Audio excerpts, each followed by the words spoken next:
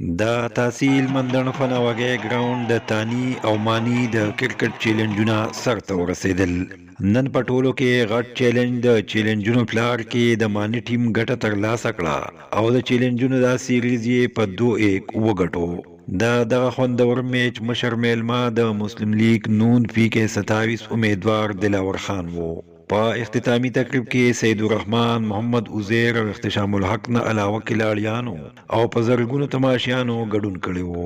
د چیلنجونو پلار په ګټلو د مانی ټیم کپتان مانی د ډول فتح بنگړه واچول او د خوشاله اظهار یې وکړ.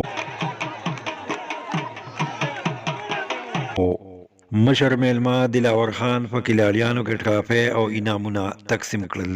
غټه ټرافي مانی او وړه ټرافي د تانی ټیم کلاړیانو ترلاسه کړه. په اختتامی تقریب کې شریک کسانو مانی او د هغه ټیم له انعامونه او کیش پرایز ورکړل. په فائنل میچ کې په بولینګ شجاعت علي ته، په بیټینګ جاوید علي او ساجد خان ته هم ټرافي ورکړل شوې. اختتامی تقریب ته د خطاب په وخت د ارګنایزینګ کمیټې چیرمن باسط علي او کاکا وی چې موږ د وقار سپورټس شکریا ادا کوو چې موږ سره تعاون کوي. هغوی وی چې تانه او معنی رونه دي. زموږ مقصد هغوی جنگول نه بلکې د هغوی په ذریعہ د زرګونو خلکو په مخونو خندا او خوشحالي راوستل دي. تقریب ته د خطاب په وخت مشر میلما دلاور خان وی چې ما په ژوند کې په اول ځل داسې جذباتي گیم وکړو. هغوی وی چې داسې رنګه پروګرامونو سره د خلک کافي کې 27 د غمزپلي اولس په مخونو خندا راځي. ځکه دا ډېر لوی کار دی. دلاور خان وی چې کامیاب شم نو ان شاء الله د ناوګي ګراوند چا دیواری او د ګراوند نور ستونزې به حل کوم.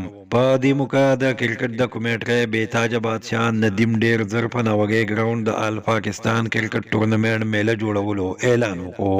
یاد دی وی چې تانی مانی د چیلنجونو د وجې په زرګونو تماشیان ګراوند ته راځي چې ورته د منګای او ټینشن په دې دور کې د مثبت تفریح سره سره د خوشاله سو لمحه په لاس راځي او هم دغه چیلنجونو د وجې د ناوګي ګراوند آباد شوی چې د ستاینې وړ خبره ده. د دې میچ ډیره زیاته مزه وکړه. زه امانی ویلا مبارکي ورکوم او سلطانې د غرورو ډیره زبردست لوبه وکړه او لوبه هم دغسې خوند کوي. زمونږ د علاقې او د مندڼ او خودوخیل د دې ډېرې زیاتې محرومۍ دي. خو زه مانی دوام مانی وایي انشاءالله زه هم دې میدان ته راوتی منظوم چې ما ستا په شان دا کیل وګټل لکه تا چې څنګه وګټل او انشاءالله خدای پاک پر دا سیټ راکوي کو دا سیټ ما وګټو نو ما به دغسې یو مقابله کوي زه به تا له ډیلکس درکوم بلکې په هر ګراوند کې به یو دغسې چیلنجي میچ کوو که خیري چې خدای پاک موږ له دا سیټ راکړي. په دې مندڼ کې زه خوشحاله په دې یم چې ستاسو زموږ نه ښې دې ګراوندونو په دغه باندې زما په خیال دا زما شپږم په مندڼ کې د مهمانو خصوصي اعزاز ستاسو ماله راکړو چې دا زما شپږمه پیره ده چې زه راځم. وروڼه زه به ګوره لکه د سابقه MBA په شان نه یم چې په ودېشم بیا دې په شامي روډ پاتې کېږم. زه به ستاسو په منځ کې ولاړ یم او دغسې هر یک هغه خدای پاک ماله دا سیټ راکړو که ورسره وزارت راکړه نو په خدای پاک کې کیونکه تاسو ته به زه مخامخ مخاطب یم او هر پروګرام زه به راځم.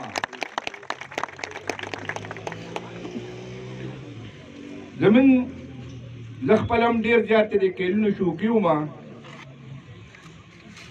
خو زمونږ په دغه ټایم کې ډېره زیاته لږې کمزورۍ وې.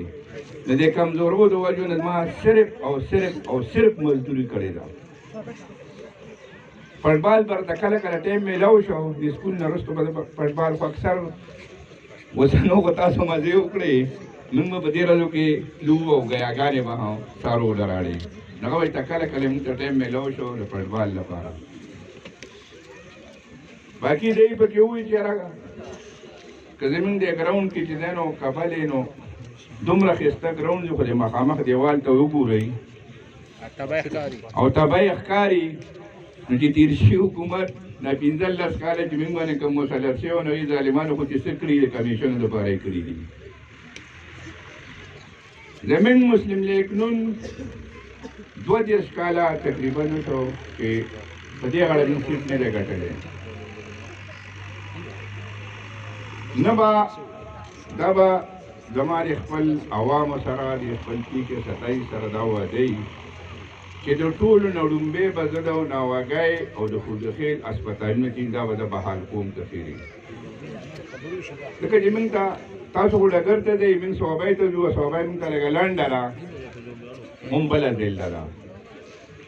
اکثر دا خبرې زه ډېرې کوم چې کله د نیشنل پارټۍ نه د صوبۍ بس کړو نو د هغې ترقۍ ته وګوره. دویمه خبره دا ده چې ګوره دا بر بنیر چې دی نو دا زموږ ستاسو نه په دې خبرو پوه دی هغوی اقتداري پارټۍ پسې ځي. چې کومه پارټي په اقتدار کې راشي نو هغوی له څه وکړي. او دا PK 27 په دې وجه باندې وروسته پاتې شوی چې دا 10 کاله دا باندې جوړه چې زه په اپوزیشن کې یم نو راتلونکي حکومت په دې کې خو شک نشته چې دا د میا محمد نواز شریف دی. انشاءالله وزیر اعلی به زموږ امیر مقام صاحب وي. د بربونیر نه راغلي دي د مردان میلمانه هم راغلي د پېښور نه هم راغلي. څه ملګري پکې داسې وو چې د هغې د توبې د سعودي د ملیشیا ټکټونه بوک شوي وو. خپل تاوانونه یې کړي دي. 7,000 روپۍ زموږ د امیج ته ایسار شوي دي.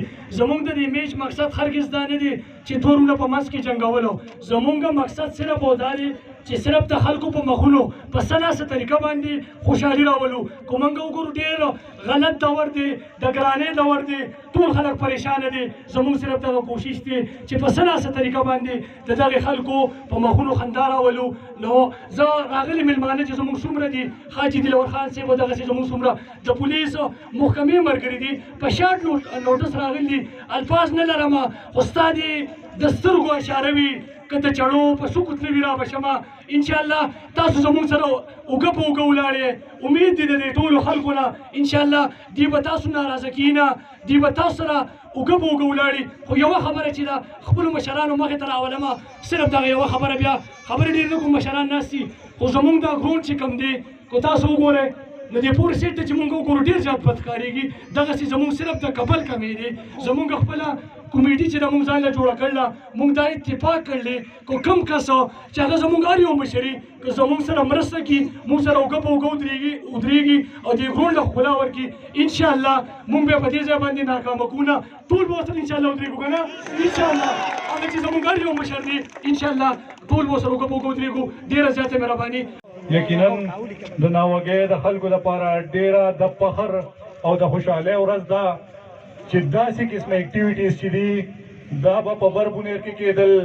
یقینا زموږ دپاره ډېره د خوشحالۍ خبره ده چې داسې قسمه اکټیویټیز او داسې قسمه ایونټس چې دي هغه راځي او نن زموږ په ګراونډ کې کېږي.